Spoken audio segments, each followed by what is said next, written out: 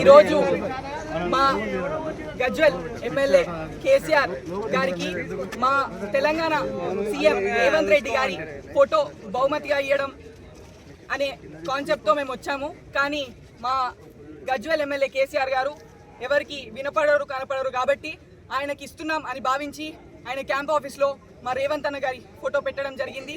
అదేవిధంగా ఈరోజు ఈ ప్రోగ్రాం చేయడానికి ముఖ్య కారణం మొన్న గ్రామ సభ వార్డ్ సభ అయ్యేటప్పుడు ఇక్కడున్న బీఆర్ఎస్ నాయకులు అని చలామణి అవుతున్న వాళ్ళు ఈ గ్రామ సభ వార్డ్ సభలు ఆపాలి అనేసి ఫ్లెక్సీలో మా ఎమ్మెల్యే లేరు, ఆ ఫ్లెక్సీలో మా ఎమ్మెల్యే ఉంటేనే పని అవుతుంది అని జస్ట్ మాట వరుసకు ఒక మాట అన్నారు.